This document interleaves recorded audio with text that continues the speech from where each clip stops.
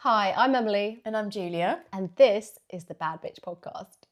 So nice to see you, my love. Great to see you. And this week, we are very happy to be sponsored by We Do Marketing, which is run by the brilliant Lydia McKeown. She founded it in 2017, and Lydia's amazing team of marketers are really great at helping you prioritize where to focus your marketing. Perfect. It's so important because it's so easy with marketing, and I've done it, we've all done it, to be a bit scattergun with your approach or to just not dedicate enough time to it. And what Lydia and her team are brilliant at is helping you work out, if you've got limited resources, whether that's time or money, help you work out where to spend it in an effective way. Now, she recently took our business group through an amazing workshop on marketing for small businesses and her amazing 7-step approach. It really helped me. I've already put into practice some of her top tips. Love it. So if you want some help with your marketing, we're going to include a link to We Do Marketing in the show notes. Please reach out to Lydia. She'd be very happy to talk about how her business can help you. So thank you, Lydia, for sponsoring. And I would just like to shout out, and this feeds in as well to what happened this week, is I met the amazing Lynn Parent. She is a estate agent for high net worth houses, but aside from that, she runs this amazing event called Just Women Live. And the next event is happening on Thursday, the 26th of March, and she's asked me to speak on the panel, which will be really good. And also, I'm talking about our inner critic, which is very relevant for today. Wait, so tell us a bit more about the event before we talk about it. The event is happening Thursday, the 26th of March. It's at the White Bear in Tunbridge Wells, and it will run from 6. It starts at 6 p.m. and expect a lovely evening of light jazz, cocktails, non-alcoholic cocktails, some food, and then just a panel of amazing speakers. Have the wonderful Naomi Buff talking about regulating your nervous system. There is a doctor talking about menopause, myself talking about the inner critic. But most importantly, the event is being run for Lynn's charity, which supports women living with HIV and also women under abuse. Tickets are £25, but it's going to be, this is her maybe 4th event, but it looks like it's going to be a fabulous evening. I'm very excited to be part of it. Amazing. So tell me what's been going on in the world of pop culture.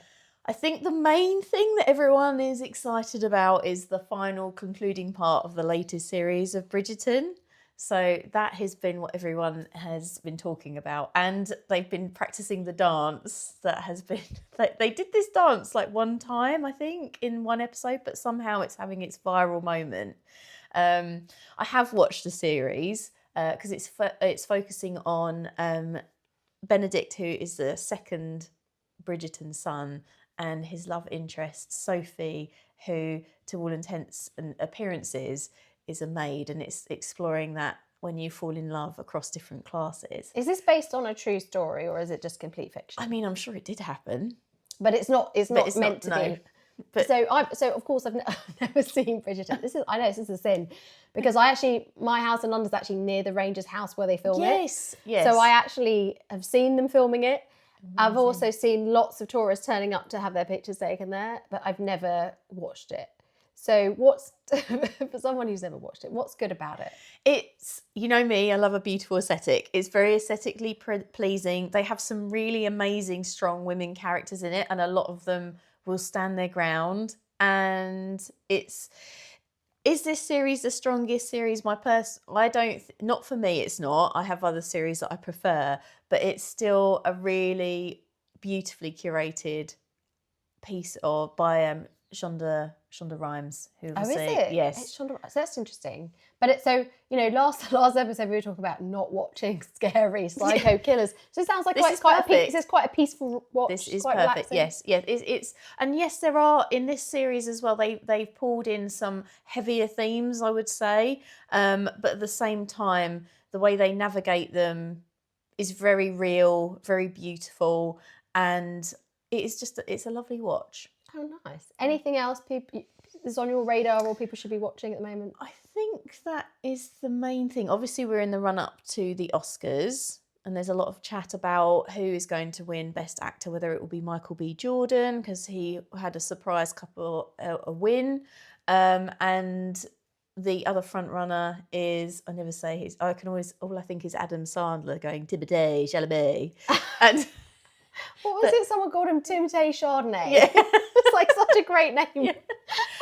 Anyway, now I've tricked my brain into thinking I don't know how to say it. Timothée Chalamet has been on an award show run of basically winning the awards for Marty Supreme, which is his film.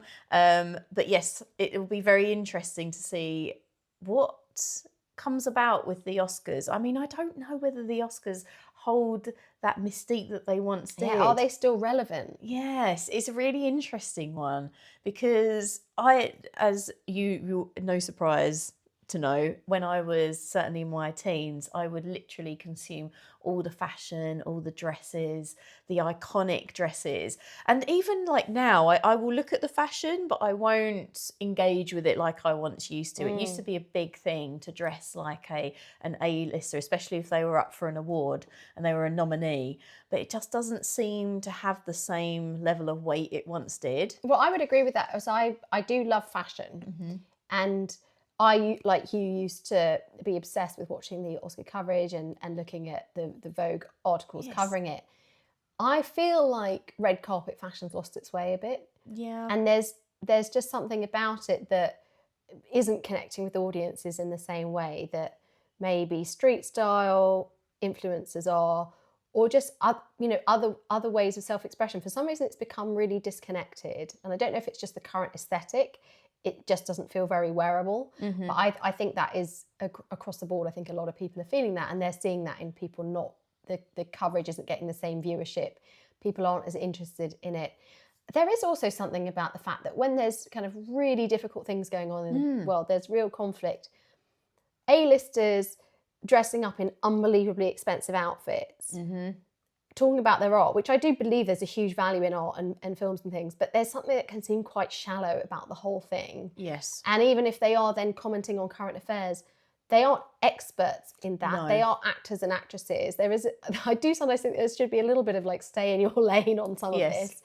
And I think maybe people are having a reaction to that as well. That's what Ricky Gervais did the time when he hosted it was the last time he hosted the Golden Globes, and he literally roasted everyone. Oh, I watched that. That was brilliant. It was very good. Absolutely brilliant. Yeah, you watched them pop culture.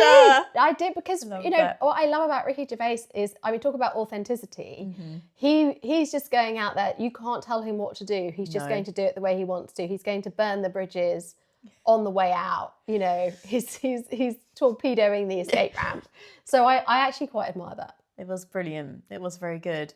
And yes, obviously it's a very relevant topic, and there's, I think, as well, a lot as we head into May, and we're going to have the Met Gala. But this year, I need to just check whether I don't think it's sponsored by Amazon directly, but it's definitely sponsored by Jeff Bezos and Lauren Sanchez Bezos, and it's caused a lot of people to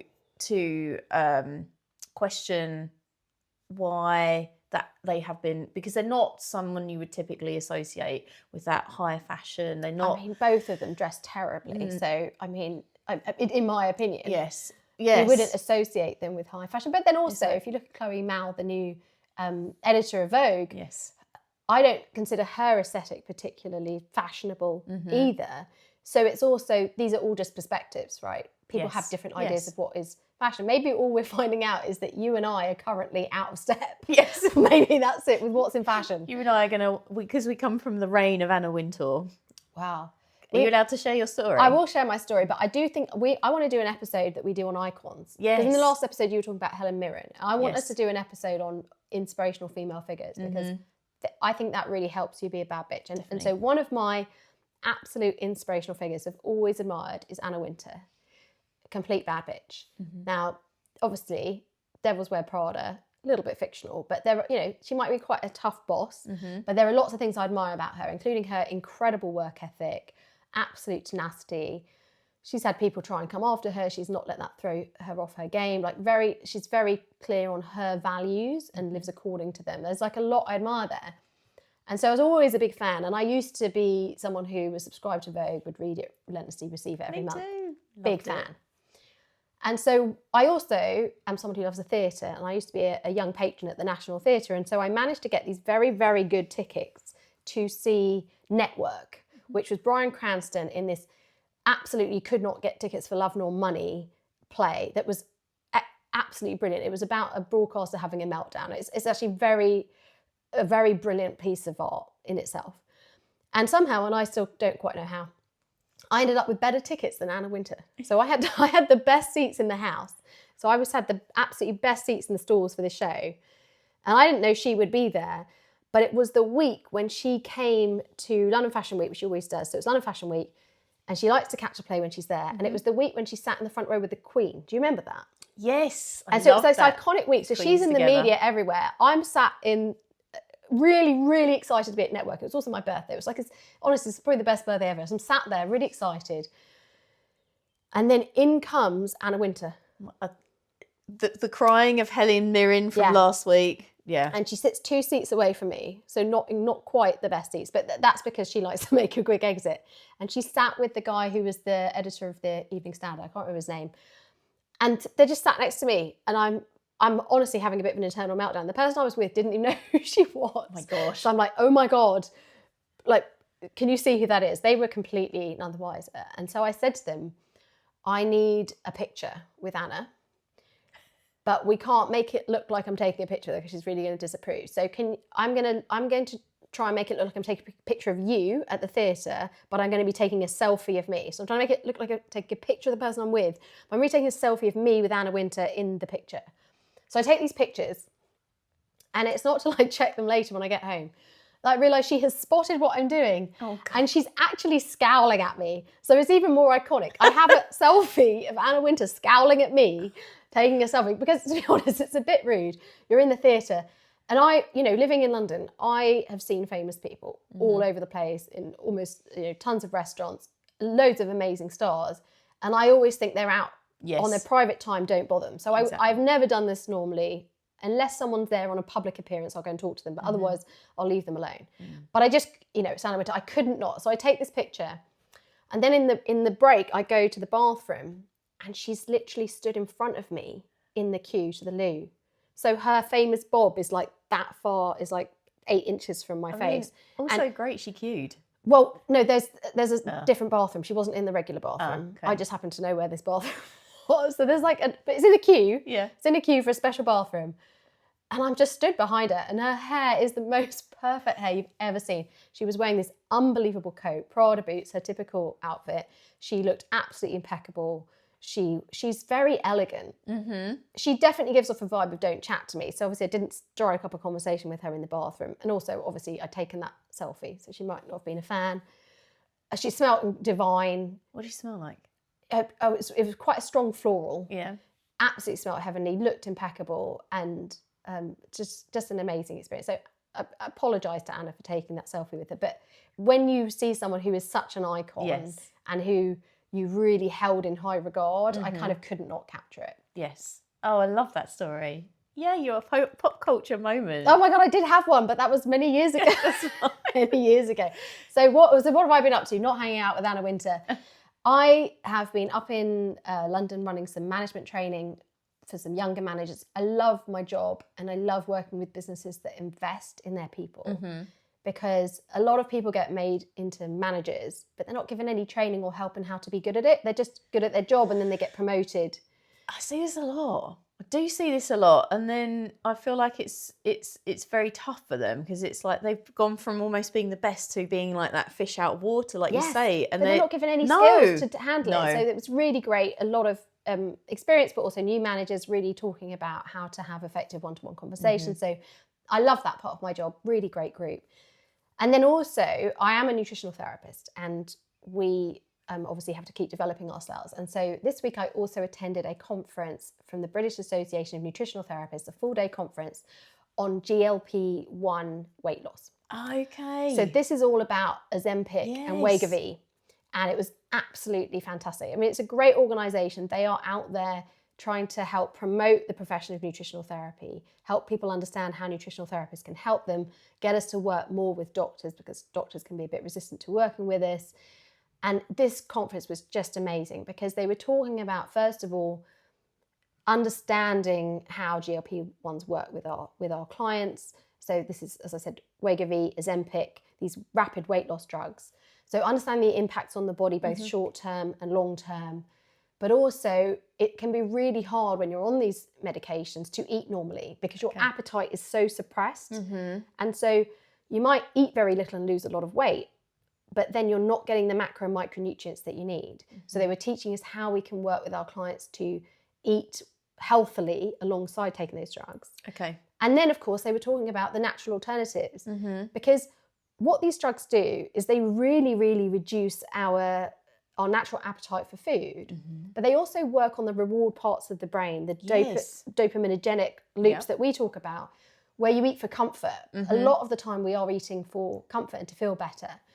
But there are lots of natural ways you can deal with these things. And a lot of it is about blood sugar regulation, but also starting to understand your psychological relationship with food. So they had amazing speakers who were doing fantastic work with clients, getting similar results, but without taking the drugs. Okay. And the plus side is you don't have the horrible side effects, but these changes also work in the long run. Yes. Because one of the things we're seeing with these weight loss drugs is people take them, they lose a lot of weight, but when they come off them, 75% of those people will regain a significant amount of that weight. Lot, isn't it? Yeah, it is a lot because the effects go away, the feelings of fullness go away, the need for reward comes back. Yeah. And so we don't know what the long-term impact is of people being on these things for life. We do know that particularly women as they get older need more protein, need more minerals and nutrients for their bone structure and to avoid osteoporosis.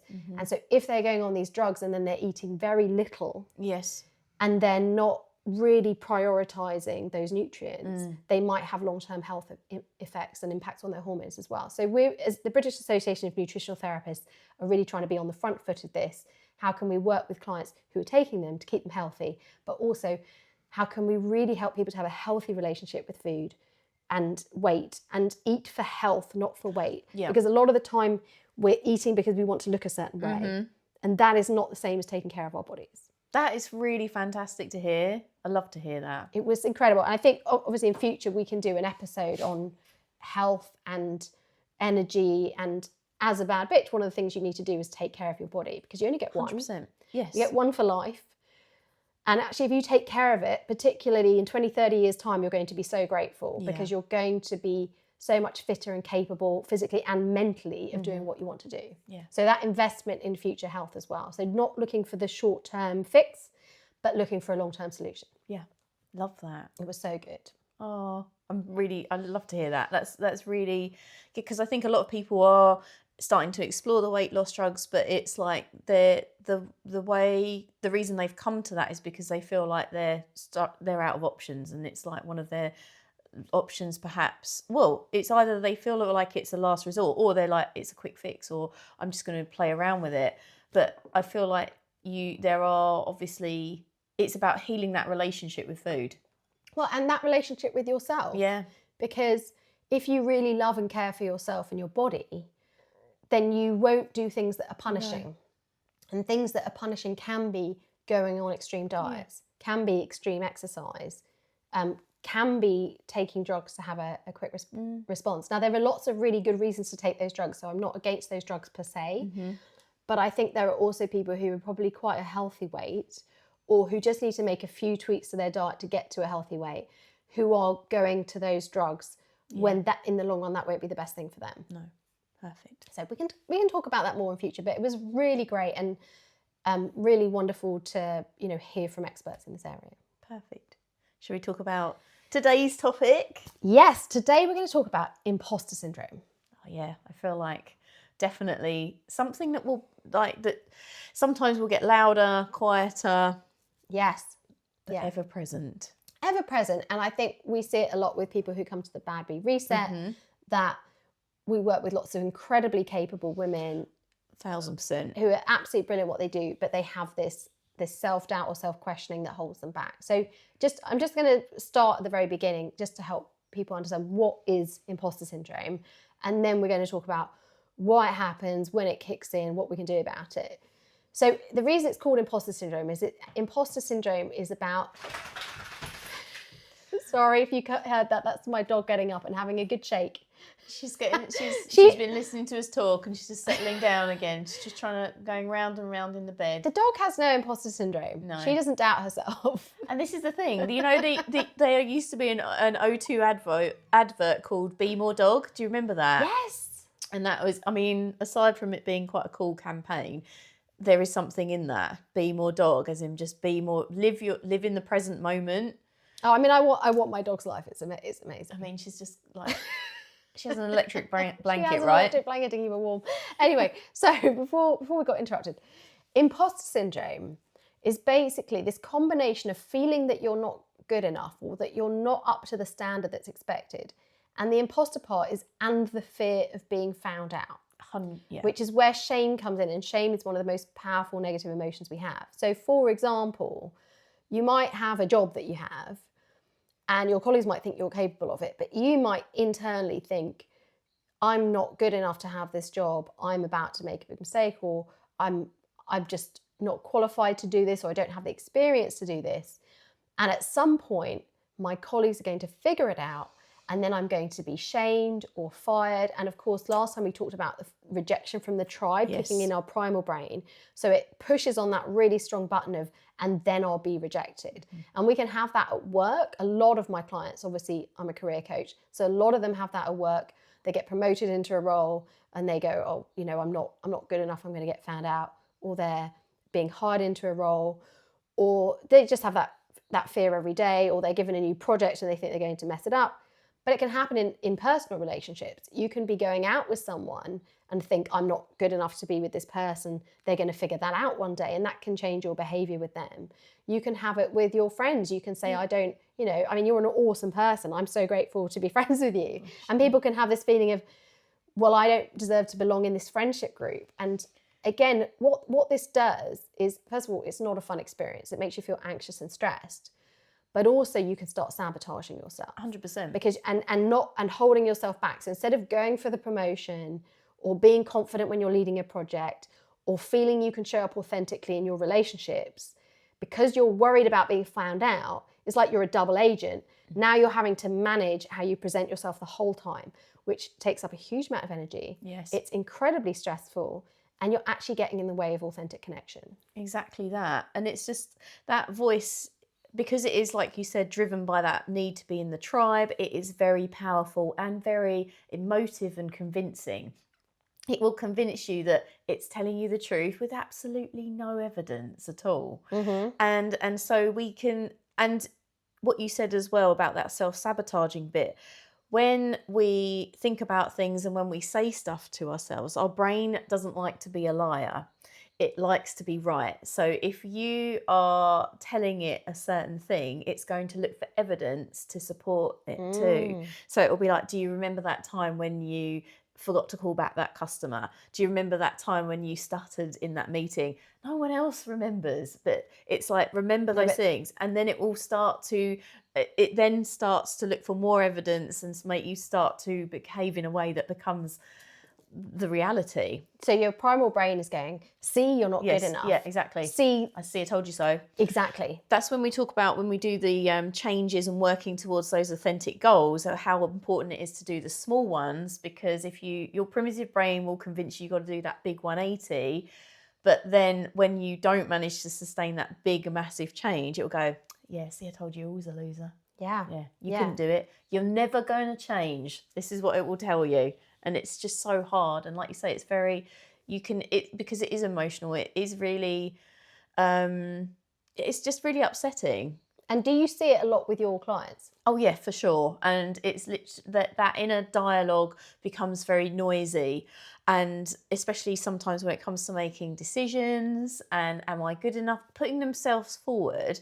Do you know the organisation I work for even took it to the point where on job applications, they said Harvard research have shown that women will look at a job description, and if they don't feel like they can do everything, they won't apply.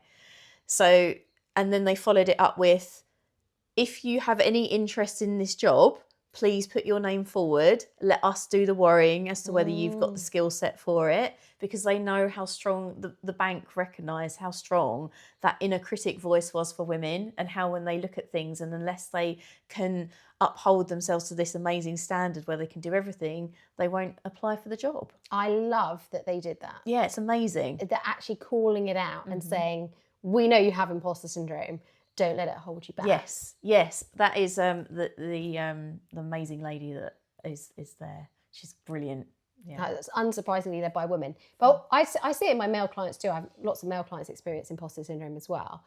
What I wanted to do before we get into what we can do about it is I wanted to share my own experience of it, because I've had a very strong experience, several strong experiences of imposter syndrome, and I've overcome them.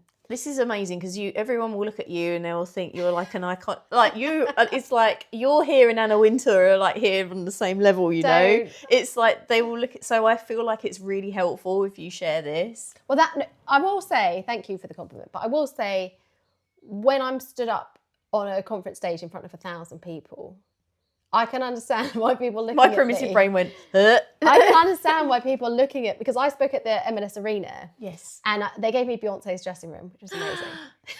It was absolutely huge. That's It was just so me. good. It was so silly.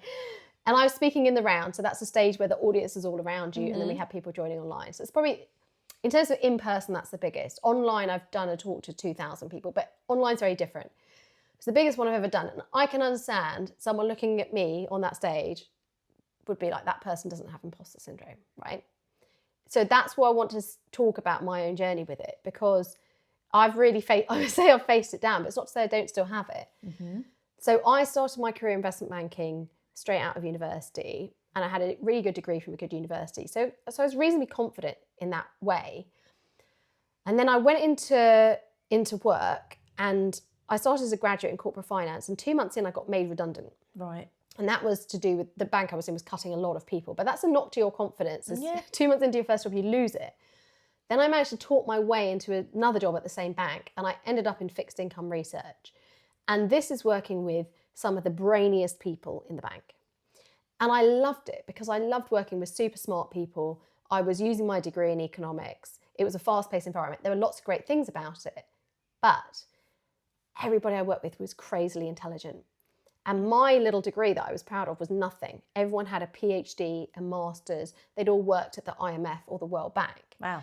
Right. And I'd go into meetings and I wouldn't understand half the things that were said. And we didn't have the same kind of, like, we had Google, but it wasn't as good as it is now. ChatGPT under the table. No, we didn't. We didn't have ChatGPT. I honestly had a dictionary of economic and finance terms on my desk, and I'd write these things down in a meeting and come back and look at the book and go, what does any of this mean? So I immediately had massive imposter syndrome. I thought, I've just blagged my way into this job. I shouldn't be here. I'm not qualified enough. These people are much more intelligent than me. And I was also quite an anxious person. And as we talked about on the last episode, if your overall anxiety is high, the primal brain messaging and things like imposter syndrome can be that, get amplified. Yes. So I tell you, for the first 2 years, I thought I was going to get fired every day. Honestly, I thought they're going to figure out that I don't deserve to be here, and I'm not going to get anywhere. Now, interestingly, I got promoted early, so the evidence was saying the opposite. But I just kept feeling like I didn't deserve to be there, that I wasn't good enough. And then I burnt out. So I got chronic fatigue syndrome, and we can talk about that. That's a whole other episode. But I realised that one of the things I needed to do to recover was face my anxiety. And so I started looking into mindset and realising that having this very strong inner critic, because imposter syndrome comes with a very strong inner critic of saying, oh, you see, you didn't do that right. Yes. Or you're not good enough. I realised that inner messaging was driving my anxiety. So I started to work on shifting that inner dialogue, which we'll talk about shortly, into a much more positive one, and recognising what I was doing well. And I started to build my confidence. And I started to overcome this imposter syndrome. And I started to really believe that I deserved to be there and I was good enough. And that transformed my experience, because then I started acting more confidently. I would speak up more in meetings. I became more effective in my role. I was getting promoted. I then decided to leave that bank and go and work more in management, because I didn't think I was actually a great research analyst compared to these people. So I moved into a management role in another bank, still in research. And I kept doing all these things. I worked on my positive mindset. I worked on being a really great manager. working on the inner dialogue, taking on challenges. And so I was doing all this work, becoming really confident. And then I became the victim of my own success. Because one day, very unexpectedly, I get called into a meeting by the COO. And he says, Emily, we're having to reorganise the research department, which I worked in. And we would like you to be the new head of fixed income research for Europe. Wow. Yeah. And I was only 31, I think, when that happened. And that was never expected. I hadn't taken the normal route, which would be to be a very experienced research analyst. And in fact, everyone who'd held that job before me was at least 10 years older and male. Wow. And so it was extremely premature that this happened. And so I had trained myself that I was ambitious and that if the right opportunity came across my desk, I should say yes to it. So I said, I remember this meeting, I said, thank you very much. Yes, I would love to do that. And then I went into the bathroom and completely freaked out. Because now I'm responsible for 60 people globally. I'm an S1 supervisor, which means if someone messes up, you have to go in front of the Financial Conduct Authority and the SEC. Perfect. What everyone in finance wants to do. Yeah. So you're extremely responsible if things go wrong. And also, most people who were going to work for me were older and more experienced than me. And so what happens is the imposter syndrome comes raging back. Yes. In a huge way. And I see it in my practice now that sometimes you think, oh, well, people have worked out their confidence and they get more senior. Sometimes when they get into the more senior jobs, it gets worse. Yes. Because you suddenly feel this huge expectation from everyone around you about how you're going to perform and what you're going to deliver. And there are a lot more eyes on you. There's a lot more criticism coming your way. Yes. So it almost like reset me. But I did all the work, all the things we're going to talk about today, and I worked through it and actually faced the fears that I had. And, I had a great experience doing that job. And actually, I really thrived in it. And it went really well. But I want people to know that I really have experienced that in a strong way and overcome it. And I help clients deal with that every day. But what I didn't do is I didn't let it hold me back, because I could have said no to that job. They said, do you want it? I could have let my imposter syndrome say, you're not qualified, you're not old enough, no one's going to think you can do it. So just don't take the risk. And that's where I really want people listening, if you have that imposter syndrome, don't let it hold you back from opportunities, because it's by taking those opportunities that you'll often build your confidence or face your fears and get over it. Yes. And I think, do you feel like going to the bathroom, I feel like definitely with primitive brain, because it's there to keep you alive, as we talked about last week, you can't override it, you're not supposed to.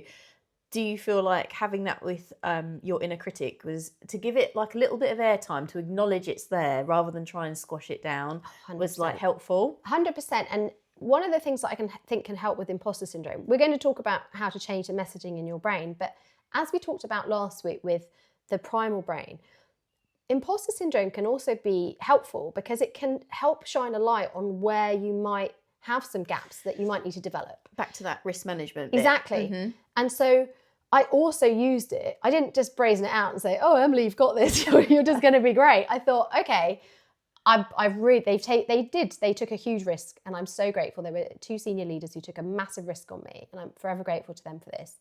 And that's Nick and Jason. And they took a risk, and I recognized that. And I thought, okay, what are the bits that I'm not potentially going to be grateful or be ready at? How do I mitigate for that?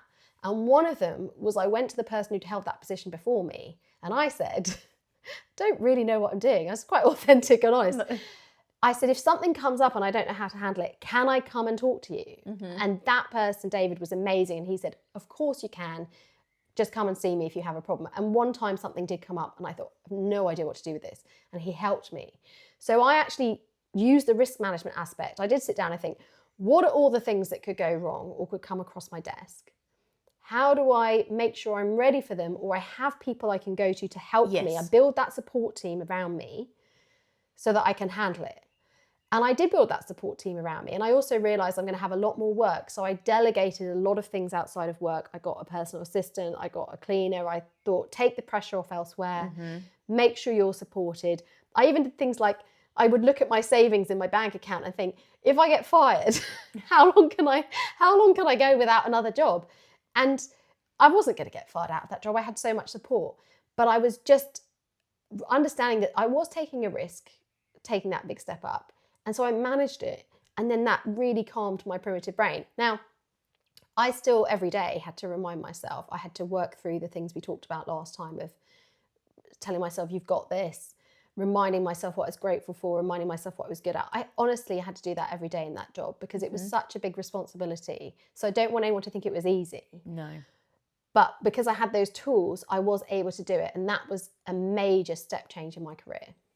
Oh, that's amazing. And like a really good, so allowing your brain that like opportunity to that inner critic to come up and have a little bit of a platform, because then you can then start going into the risk management, and then also, like you said, having your little cheerleading squad, like your safety people that because you know, if we're part of that tribe, when people put their heads on the parapet, on the chopping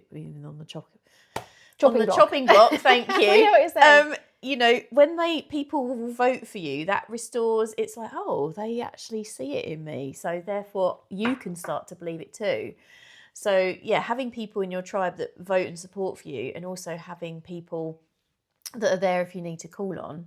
So important. Yeah. Well, I think that leads nicely onto validation, because we do as people, we do need to be validated. Yes. And so sometimes I see my clients have imposter syndrome. They feel they're not good enough because they're not getting validated externally. They might work for bosses that aren't telling them when they do something right, they're just telling them when they do something wrong.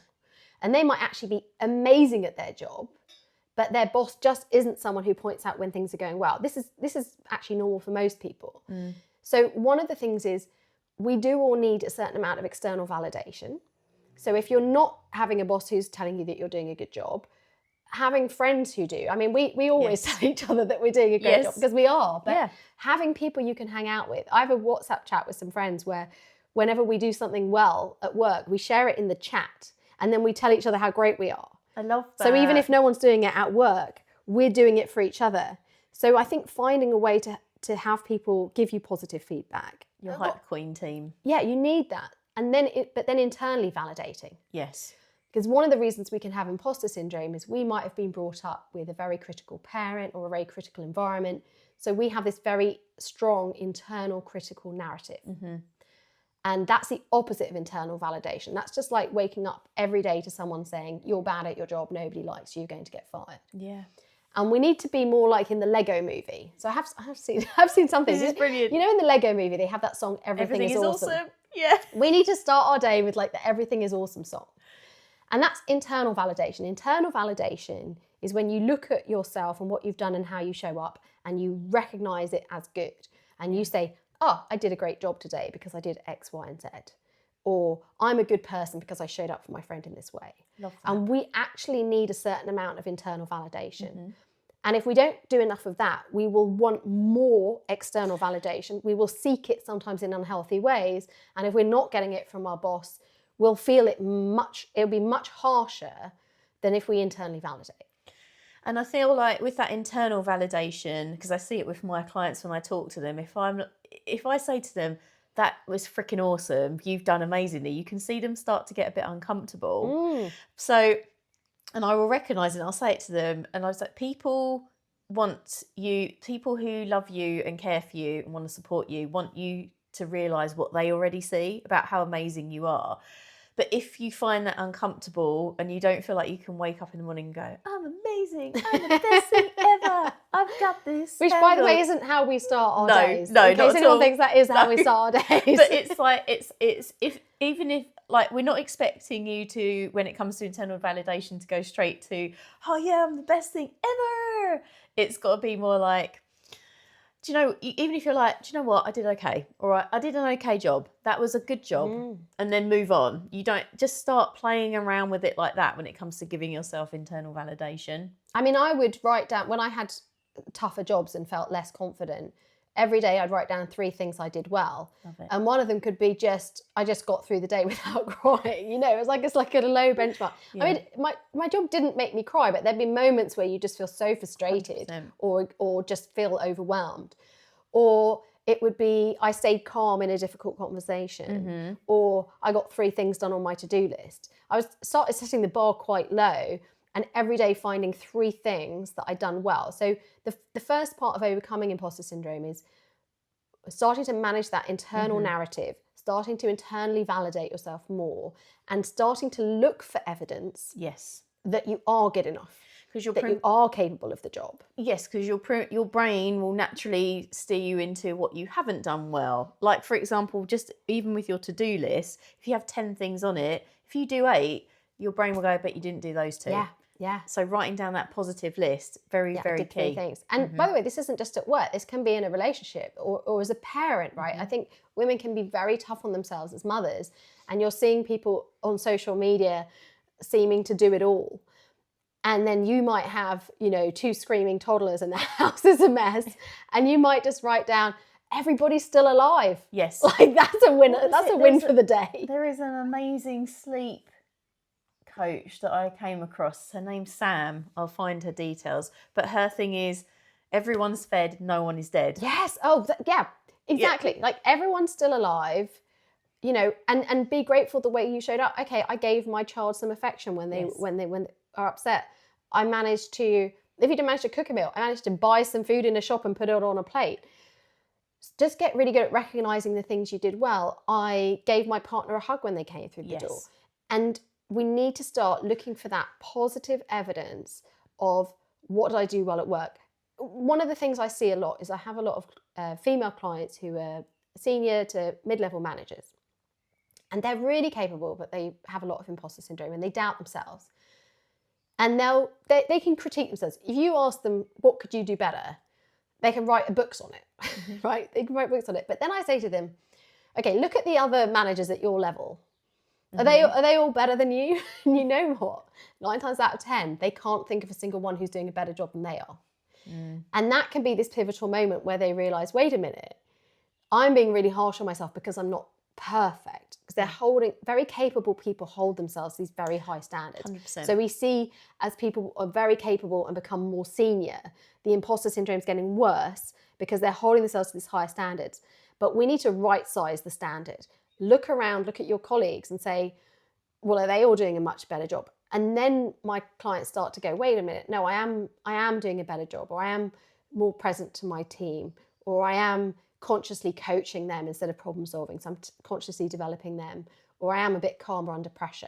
So sometimes you do need to compare yourself a bit to start looking for the evidence and say, no, here is some evidence of how I'm doing a better job than other people in this area.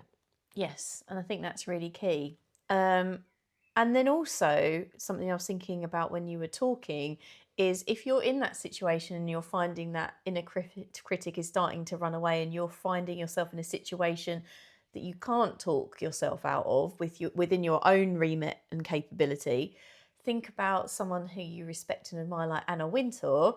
If she was feeling like this, what would she do? Because the practical steps are going to always be really powerful to move you from a state of feeling like overwhelmed with that imposter syndrome, taking the steps to then give you real world evidence that you can do it, because our brain loves to have that real world evidence to build our confidence. We can't create confidence from nothing. It needs to have the action to back the evidence to show us. Yeah. And this is where I want us to do a future episode on people who inspire us, because you can channel someone else's energy. Although interestingly, Anna Wintour was recently asked in an interview what she does when she gets nervous, and she said, I don't get nervous. Amazing. The thing is, even if she does, she's just going to be she's never going to say it. No, that's the thing about speaking it into existence.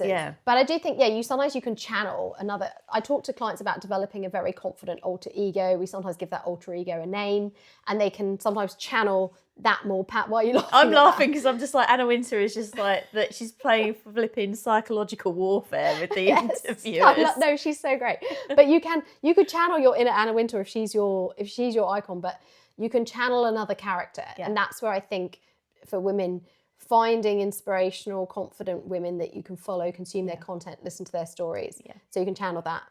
I want to move on in a second to other strategies, but is there anything else you can recommend in terms of the inner narrative and switching from that strong inner critic that increases imposter syndrome into a more confident inner mental narrative? I think definitely taking a moment to take the breaths that we talk about and just reminding yourself, have like, even if you take some time to write down times where I did an awesome job, and it only needs to be like 3 examples, just so you can in that moment go, but I can do it because X, Y, and Z. Remind your brain of that real world evidence that you can do it. And just build up a book. Someone once told me that one of their friends kept a book of all their achievements in their career and just kept filling it in, and just gets more and more full, and you can flip back and go through that book and say, oh my God, look at all the things I have done, I have overcome. They used to have that at school. I used to have they used to make you do a record of achievement, which I was thinking, did you not? No. I thought it was like a national thing. But yeah, they used to make you put down like certificates, your extracurricular activities and what you did. Yeah, actually, it was pretty good actually. Oh, see, I wonder whether now, do children still have things like swimming badges and certificates? Yeah. Because we would, you put those up and display those. It's a way of reminding your children of their achievements. Mm-hmm. But we don't tend to do that as grown-ups. We tend to be a bit embarrassed of our achievements, particularly in the UK. The Americans can be a bit stronger on it. I've got up in my study, this is a bit embarrassing to admit it, but I'll admit it here, is a cover of a magazine called Brummels. And Brummels is a city magazine. And every year they used to do this list of, it was called the top 30 under 40. Mm-hmm. And it is actually a list, it's hilarious. It's called a list of city hotshots. I love it. It's just so cheesy. And I was on it. That's amazing. And so I was on the Brummels list one year. And so I've got that. I don't have my page framed. I just have the cover framed in my study as a reminder that was an achievement of getting that recognition. And that was a very kind of proud moment. And I do keep a few mementos, visual cues around my house of things that remind me of when I felt really confident in my work. So finding those ways, you're not going to put your 5-meter swim badge up on the wall, but if that's your jam, find ways to capture those moments and then remind yourself of them. Yeah, perfect. Okay, so we talked about the inner narrative that's really important. We've talked about imposter syndrome as a form of risk management. And as we said last time with the primal brain, don't completely ignore it. When you go through all your fears, some of them might be rational. Mm-hmm. How can you mitigate for them? The final point I wanted to talk about that really helps overcome imposter syndrome is taking on challenges to build your confidence. Yes. Because if you build true confidence in any area of your life, it bleeds into other areas. And it helps quieten down that imposter syndrome because you feel like I can cope with when things come up. So for example, I will take on challenges of doing things I don't know I can do yet. Mm-hmm. And then when I achieve them, my brain realizes that I can handle the unexpected. I can handle things I haven't done before. And one of the great gifts I got from doing that very senior job early on is I took on that job not knowing if I could do it, with some serious doubts whether I could do it. There were other people in the bank who had serious doubts whether I could do it. And then, but I had this belief that I can handle the challenges that come. And there were challenges and I did handle them. And now that's in my memory bank forever. Love it. And that's given me a huge amount of confidence that when opportunities come my way, instead of doing that very normal thing of assessing, am I capable enough to do it? Mm-hmm. I just think, is it aligned with my goals? Is it aligned with my values? One of which is contributing and helping people. And if it's aligned with those things, I'm going to say yes, whether or not I think I'm capable of it. Love that. Because I've built that inner confidence that whatever it is, I will learn how to do it. Now, for future clients out there who are thinking, oh, does she take on jobs she can't do? When a company's coming to me saying, can you run a workshop? If it's on a topic of which I have no expertise, I'm not going to take that on just for the fun of having a challenge, because one of my values is true contribution. Mm-hmm. So I have this guiding value that I will also only do it if I can make a positive difference. But I think if you suffer from imposter syndrome, regularly taking on challenges, maybe small baby steps, and then overcoming them, and they can be outside, inside of work, will build that confidence that makes you feel much more comfortable when the unexpected comes along.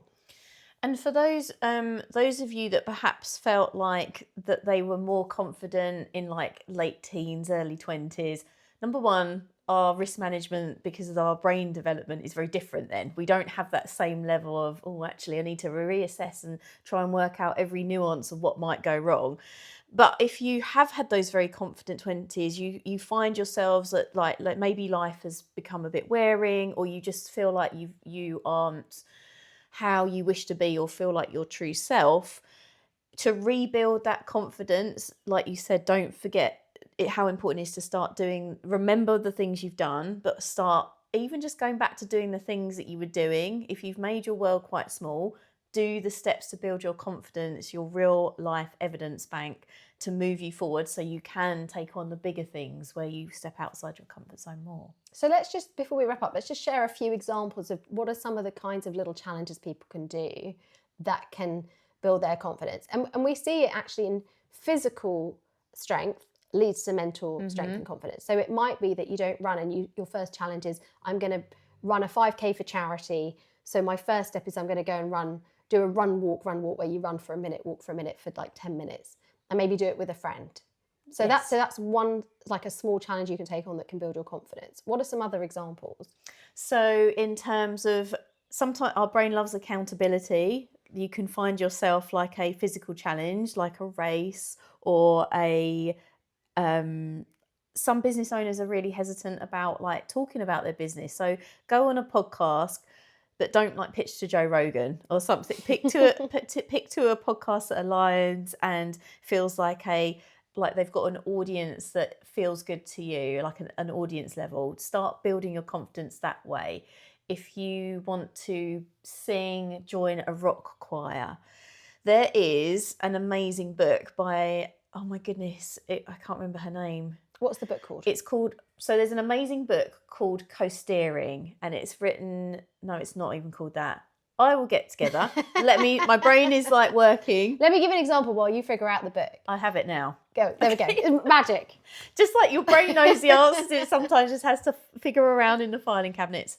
So there is an amazing book called Coasting, written by a lady who was in a time in her life where she felt unhappy and everything just felt off vibe. And so I'm not going to ruin the book for you, but she goes through her challenges, but effectively she sets out on a quest where she decides she's going to run around the coast of Britain. And in terms of managing that inner voice and that inner critic, it is the best example. But one of the key things she says in it is, and I will link the book, is she says, if you want to run. If you want to be a runner, run. And it's the same in life. If you want to be a singer, sing. If you want to do stand-up comedy, even if you just start by posting a couple of videos online, you don't have to go full ham and go and do a live stand-up comedy to start off with. Like you said, going out with a friend to complete your exercise, anything like that, to be the person doing the thing, you just have to do the thing and build that real world evidence bank. I love that. I coach a lot of people who are terrified of public speaking and presenting. And so we're trying to find like the first small step. And a lot of that fear is about a fear of rejection. Yes. So one of the things I will set them as a challenge is talk to someone in the queue at the coffee shop. Love it. Just talk to a stranger or go up to someone and ask them for directions. And that might seem really unrelated to public speaking, but it's about getting comfortable speaking to strangers. And it's really interesting how when people get comfortable speaking to strangers, how much their confidence grows. Yes. And this weird thing that a lot of people are now afraid of that used to be really normal. You might think, when I was younger, I could talk to a person in a bar all the time and now I'd be afraid to. Starting to confront that fear and talk to people all the time builds their confidence. Then they make really interesting connections. And then they feel more comfortable in other settings with people they don't know. So it's not always that you have to take on a challenge that is directly exactly the same as the thing you're afraid of. But it's just taking on doing things that are slightly uncomfortable. And when you've done it, it builds a bit of confidence of, oh, I can do the uncomfortable thing. Exactly that. Perfect. So we hope that's helped you identify if imposter syndrome is something you struggle with, but also real things you can do about it. As I said, I've really experienced it and overcome it. I hope that's inspired you. And we look forward to seeing you on the next episode of the Bad Bitch podcast. And if you feel like this podcast will be helpful to anyone, please just share it with them. Or if you've got any questions or any topics you want us to discuss, please let us know, because we would really love to hear from you.